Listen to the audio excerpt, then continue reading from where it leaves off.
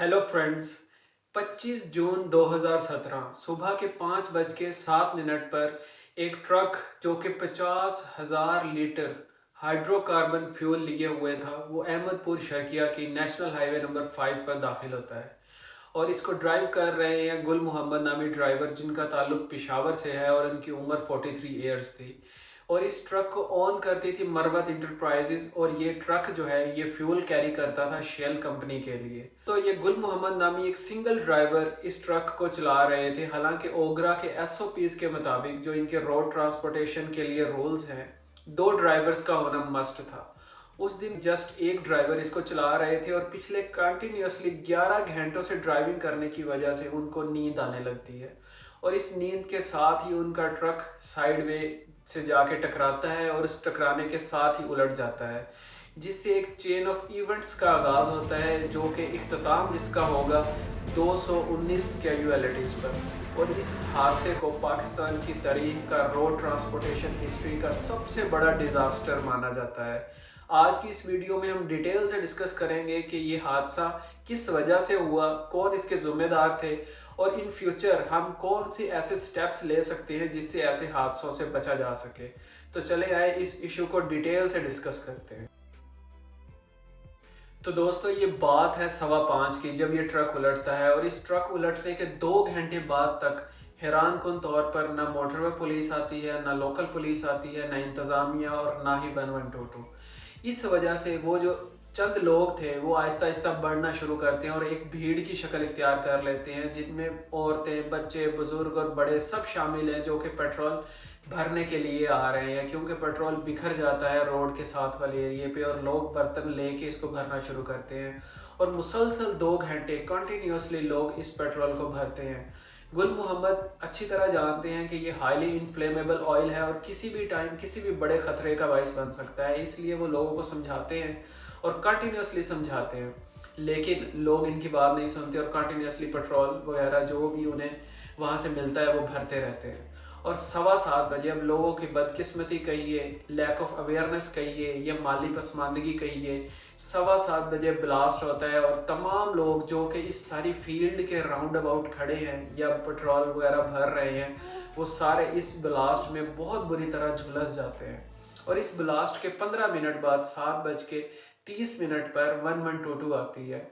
और फिर 10 से 15 मिनट के बाद मोटरवे पुलिस और लोकल पुलिस आती है। और उस टाइम पे क़यामत सुगरा का मंजर था, लोगों की चीखों पुकार थी। और इस चीख और पुकार में लोग इधर उधर भाग रहे थे। 1122 वाले लोगों को फर्स्ट एड देना शुरू करते हैं और 1122 के पास इतना मटेरियल नहीं था कि वो इस आग को काबू में पा सके, लेकिन वो लोगों को फर्स्ट एड देते हैं और लोगों को शिफ्ट करने के बारे में सोचते हैं। तो दोस्तों, अगर हम लोकेशन की बात करें तो अहमदपुर शर्किया बहावलपुर डिवीज़न का हिस्सा है और ये डिवीज़न अपने आप में एक बहुत बड़ी डिवीज़न है। इसकी आबादी 1.25 करोड़ से ज़्यादा है और इसका एरिया 45,000 स्क्वायर फीट है। आबादी के लिहाज से ये 120 मुल्कों से बड़ी स्टेट थी और रकबे के लिहाज से इसका रकबा बेल्जियम, डेनमार्क और इवन स्विट्ज़रलैंड से ज़्यादा है।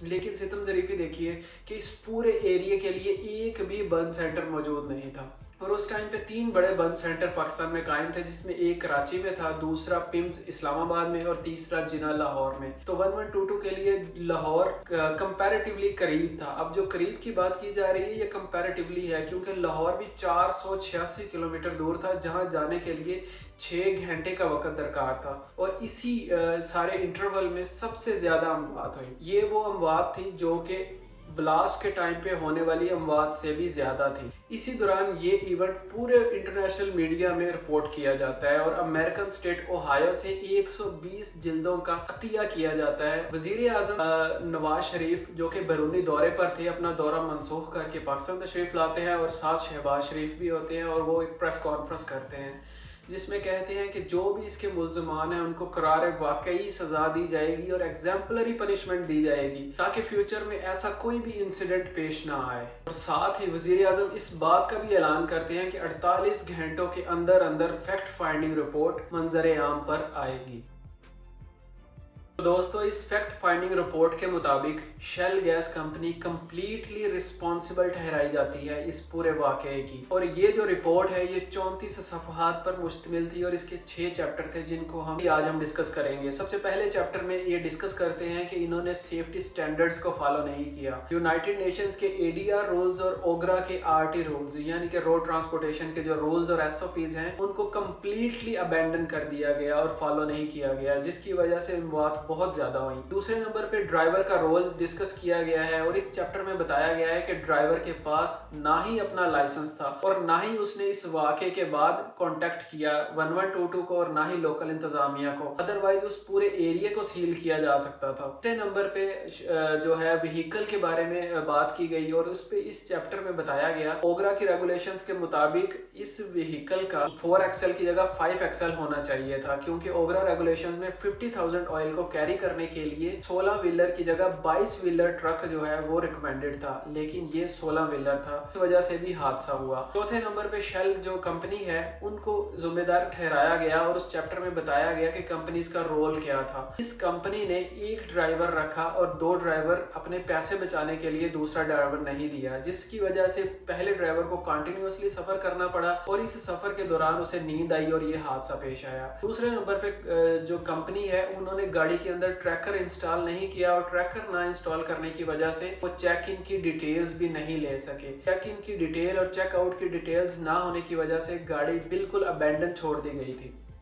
5वें चैप्टर में पोस्ट एक्सीडेंट सीन मैनेजमेंट को डिस्कस किया गया कि पोस्ट एक्सीडेंट में 1122 लोकल पुलिस, मोटरवे पुलिस, कोई बंदा नहीं आया, जिसकी वजह से इस एरिया को भी सील ना किया जा सका और इस एरिया को सील ना करने से लोगों की तादाद बढ़ती रही। अगर इस एरिया को टाइमली सील कर दिया जाता तो लोग कम से कम होते और कैजुअलिटीज भी हमें कम से कम देखने को मिलती। जो छठा चैप्टर है वो डील करता है मेडिकल सर्विसेज के बारे में, जिसमें बताया गया कि क्योंकि नजदीकी कोई भी बर्न सेंटर नहीं था इसलिए जो कैजुअलिटीज हैं वो ज्यादा हुई और इन सारे इंजर लोगों को लेके जाने में काफी टाइम लगा। अगर बर्न सेंटर बहावलपुर के अंदर होता या इस स्टेट के अंदर होता, at least with in this division exist करता होता, तो लोगों को कैरी करना आसान होता और अमवात कम से कम होते। तो दोस्तों इस फैक्ट फाइंडिंग रिपोर्ट में ये चीज बिल्कुल क्लियर हो गई कि कौन इस वाक़े का जिम्मेदार है, क्योंकि इस रिपोर्ट में क्लियरली लिख दिया गया कि शेल गैस कंपनी इस वाक़े की जिम्मेदार है और शेल गैस कंपनी को गवर्नमेंट की तरफ से 1 करोड़ रुपए सिर्फ जुर्माना किया गया और इसमें 10 लाख मरने वालों को और 5 लाख जख्मी लोगों को देने का कहा गया, जबकि गवर्नमेंट ने खुद 20 लाख मरने वालों को और 10 लाख जख्मी घरों को देने का ऐलान किया। अगर शेल गैस कंपनी के सालाना टर्नओवर की अगर बात करें तो वो 211 बिलियन इसकी वर्थ है और 211 बिलियन की वर्थ की एक कंपनी के लिए 1 करोड़ देना बिल्कुल कोई ज्यादा बड़ी बात नहीं है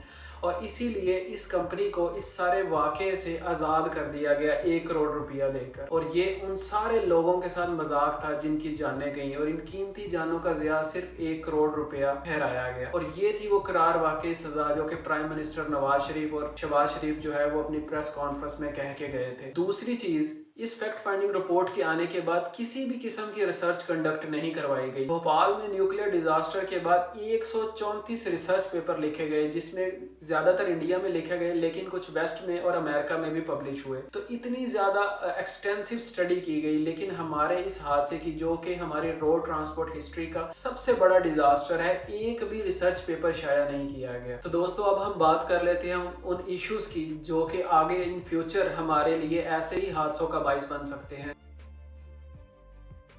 और साथ हम डिस्कशन करेंगे सॉल्यूशंस पर। तो मेरी नज़र में जो पहला इशू है वो इलिटरेसी है, नाख्वानदगी है और जहालत है और इस इशू को रिजॉल्व करना सबसे ज़्यादा ज़रूरी है और इसके लिए मेरी सजेशन होगी कि प्राइवेट स्कूलों पे ज़्यादा से ज़्यादा टैक्सेशन बढ़ाई जाए और उस टैक्स मनी से हम अपने पब्लिक स्कूलों को ज़्यादा से ज़्यादा पॉलिश करें, उनको फ्लरिश करें और इस काम के लिए हमें ज़्यादा से ज़्यादा मनी की ज़रूरत है और ये फंड जो है हमें प्राइवेट स्कूल से लेना चाहिए। दूसरे नंबर पे बुक्स कल्चर और लाइब्रेरी कल्चर को ज़्यादा से ज़्यादा आम करना चाहिए। तीसरे नंबर पे सस्टेनेबल हायरिंग्स करनी चाहिए, ऐसी हायरिंग करनी चाहिए जिनमें पेंशन तभी हो जब डिपार्टमेंट अपने सोर्सेज से इनकम जनरेट करता हो, अदरवाइज खजाने पे बोझ ना डाला जाए पेंशन का। चौथे नंबर पे लीडरशिप प्रोग्राम्स जो हैं वो इंक्लूड किए जाएं हमारी अथॉरिटीज़ के लिए, ताकि जो हमारी अथॉरिटी हैं उनमें प्रोफेशनलिज्म ज़्यादा से ज़्यादा आ सके।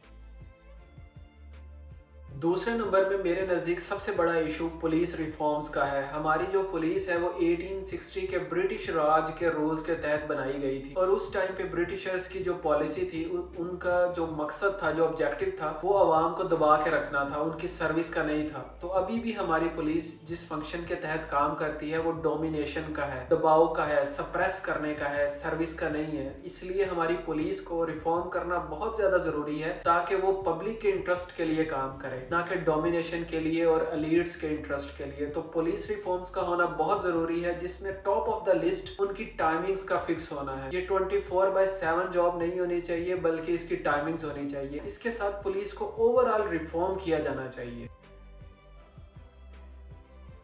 तीसरे नंबर पर मैं बात करना चाहूंगा इंस्टीट्यूशनल करप्शन के हवाले से, और इसमें top of the list bureaucratic corruption है। हम जानते हैं कि ब्यूरोक्रेसी भी हमें ब्रिटिश राज की देन है और इसके लिए भी हमें रिविजनिस्ट अप्रोच अपनानी होगी। इनके जो 100 और 200 के नाल के बंगले हैं, इन सारों को लेकर और इनकी ड्यूटीज को लेकर, इनकी असाइनमेंट्स को लेकर हमें एक रिविजनिस्ट अप्रोच अपनानी होगी ताकि इनके ऊपर भी जिम्मेदारी आयद की जा सके। और इसके साथ साथ इनके ट्रेनिंग प्रोग्राम्स होने चाहिए, इनकी मोरालिटी पे ट्रेनिंग होनी चाहिए ताकि इन्हें समझाया जा सके कि आप पब्लिक की सर्विस के लिए हैं और ना कि ब्रिटिश राज में जो डोमिनेशन का कल्चर था उसको इम्प्लीमेंट करने के लिए हैं। तो ये ट्रेनिंग्स बहुत ज्यादा जरूरी हैं। और उसके साथ ही जो कंपनीज हैं उनकी लेजिस्लेशन का करना भी ब्यूरोक्रेसी का काम है और इनको चाहिए कि कंपनीज की ज्यादा से ज्यादा स्ट्रिक्ट पॉलिसीज बनाएं और उनको इम्प्लीमेंट भी करें। अगर ना ये पॉलिसीज बना सकते हैं और ना इम्प्लीमेंट कर सकते हैं तो सत्तू पी के सोने के लिए इन्हें पर्क्स एंड प्रिविलेजेस नहीं मिलने चाहिए, बल्कि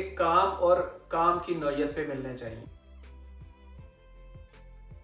मेरी नज़र में जो चौथा सबसे बड़ा इशू है वो प्राइवेट हॉस्पिटल्स का और गवर्नमेंट हॉस्पिटल्स के फ़र्क का है। हॉस्पिटल्स पे भी प्राइवेट स्कूल्स की तरह भारी टैक्सेशन होनी चाहिए ताकि इस फंड से गवर्नमेंट हॉस्पिटल्स को ज़्यादा से ज़्यादा बनाया जा सके, रेनोवेट किया जा सके और ओवरऑल जो डॉक्टर्स हैं उनकी मज़ीद हायरिंग की जा सके। क्योंकि इस टाइम पाकिस्तान में 1,10,000 डॉक्टर्स मौजूद हैं और पाकिस्तान की पॉपुलेशन जो है वो 220 मिलियन है। तो इस पॉपुलेशन के लिए 1,10,000 डॉक्टर्स बिल्कुल नाकाफी है। हमें ज्यादा से ज्यादा फ्रेश हायरिंग की जरूरत है, ज्यादा से ज्यादा डॉक्टर्स हायर करने चाहिए और प्राइवेट हॉस्पिटल्स पर सबसे ज्यादा टैक्सेशन होनी चाहिए ताकि प्राइवेट हॉस्पिटल कोई भी डॉक्टर अफोर्ड ही ना कर सके बनाना। और जब तक हम ये दोनों काम नहीं करेंगे हमारे गवर्नमेंट हॉस्पिटल जो है वो अपने पाँव पे खड़े नहीं हो सकेंगे। और ये गवर्नमेंट की रिस्पॉन्सिबिलिटी है कि वो गवर्नमेंट हॉस्पिटल्स को ज्यादा से ज्यादा लोगों के लिए एक्सेसिबल बनाए, अफोर्डेबल बनाए। और अगर गवर्नमेंट ने हॉस्पिटल्स भी नहीं बनाने और तालीम भी नहीं देनी तो फिर ऐसे ही हादसा फ्यूचर में भी होते रहेंगे जैसे हमें अहमदपुर शर्किया में देखने को मिले। तो दोस्तों, अगर आपको ये रिपोर्ट पसंद आई है तो आप मेरे साथ मेंबर बनिए, तो चैनल को लाइक और सब्सक्राइब करना मत भूलिएगा।